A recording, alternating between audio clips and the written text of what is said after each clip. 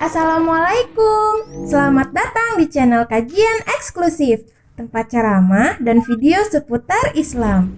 Untuk mendukung channel ini, silakan klik tombol subscribe, like, komen, dan share link video ini ke media sosial kamu ya. Semoga kita semua mendapat pahalanya. Jazakumullahu khairan. Ustaz, kalau pelaku zina sama-sama sudah menikah dan akhirnya sama-sama sudah bertaubat, bagaimana penebusan dosanya? Harus minta dirajam? Enggak. Kalau memang belum ada hukuman rajam, tidak meminta hukuman rajam. Sudah saya jawab tadi. Ustaz, saya Ayub dari Cagir. Bertanya tentang hukum pelaku zina yang tadi Ustaz sampaikan. Bukankah kita harus menyampaikan ke anak hasil perzinahan itu, artinya kita membuka aib kita, sementara Allah telah menutup aib kita. Ya, gini. Kalau memang tidak ada kepentingan untuk membuka itu kepada anak, nggak usah dibuka. Contoh, A dengan B berzina, lahir C, C-nya laki-laki. Nggak usah dibuka kalau memang tidak ada kepentingan. Cuma, kalau ada perkara-perkara yang memang harus dijelaskan, harus dijelaskan. Contoh, tiba-tiba A ini meninggal. Ini C nggak boleh dapat warisan ini dari A ini. Jangan main-main sama hukum waris ya. Hukum waris itu salah satu hukum istimewa dari Allah. Salah satu hukum yang Allah jelaskan secara global dan detail di dalam Quran itu hukum waris. Nah, tiba-tiba A meninggal, C ini kan sebenarnya nggak boleh dapat waris dari A. Kenapa? Karena dapatnya A ini dari proses sebelum pernikahan. Kalau sudah kayak gitu kan kita ngomong, maaf ya C, kamu nggak dapat warisan. Kan dia nanya, loh saya kan anaknya, kenapa nggak dapat warisan? Kalau kemudian sudah menyangkut dan terkait dengan hukum-hukum yang lain, ya harus dijelaskan. Tapi kalau belum menyangkut itu, ya tidak usah dijelaskan. Contohnya C meninggal lebih dulu daripada A. Sudah. Berarti A tidak boleh ngambil warisan dari C. Tapi C sudah meninggal, sudah nggak usah dibuka. Kecuali C ini memang berkaitan hukum. Contohnya C perempuan, mau nikah, kan harus dijelaskan. Nanti C ngomong A, bab Abi A, ya. C mau nikah, Abi A ngomong, Abi A tidak bisa. Anaknya yang C ngomong, kenapa Abi A tidak bisa kemudian nikahin?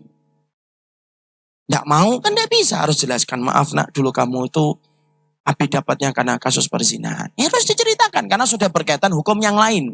Kalau tidak ada hukumnya, kita cerita-cerita, itu tidak boleh. Antum misalkan kemudian bertobat dari zina, setelah itu ngomong sama setiap orang ketika ketemu di masjid. Gimana Bapak kabarnya? Ya alhamdulillah. Saya dulu pelaku zina loh Pak, sampai udah bertaubat. Itu tiap malam saya berzina. Banyak perempuan yang jatuh jadi korbannya saya. Padahal tidak ada dibutuhkan, nah itu tidak boleh. Tapi kalau sudah berkaitan hukum, ya harus dijelaskan. Paham sampai di sini? Nah kita sambung nanti habis sholat isya. Barakallahu fikum. Saya itu selalu bertanya-tanya, kenapa kalau habis kajian tentang zina, selalu muncul puluhan sampai ratusan pertanyaan. Tidak hanya di Cagir, tapi di banyak tempat semacam itu. Dan itulah yang menjadikan saya semakin paham terhadap salah satu psikolog ketika beliau berkata, zina itu sekarang fenomenanya kayak gunung es yang kelihatan tidak menggambarkan yang lebih parah di bawahnya.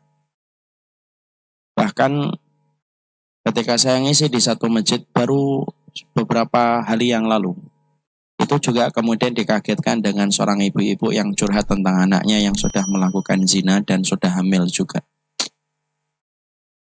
Padahal kemudian ibunya juga kelihatan secara dohirnya baik. Itulah ikhwan, makanya Masya Allah hari ini tuh kita tidak bisa menganggap remeh tentang perzinahan. Karena apabila perzinahan itu kita maklumi dan kita maklumi terus dan kita menganggap itu bagian dari tren kehidupan orang hari ini, yang kita khawatirkan anak yang lahir dari kasus perzinahan ketika orang tuanya tidak bertaubat itu bengkok. Ya, bengkoknya anak itu sangat besar dan itu akan kumpul dengan anak-anak orang solih. Dan itulah yang kita khawatirkan. Makanya kenapa Barat itu selalu memiliki dalam setiap filmnya itu narasinya itu selalu mengarah kepada perzinahan. Karena dia tahu betul bahwasanya setiap generasi muslim kalau sudah rusak mereka dengan perzinahan itu, maka gampang untuk mematahkan semangatnya orang kalau sudah terkena perzinahan.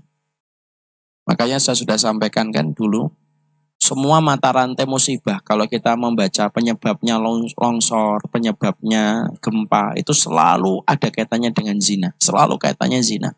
Dan selalu zina tidak pernah lupa disebut Nabi. Untuk menunjukkan kepada kita bahwasanya perzinahan itu bukan masalah kecil.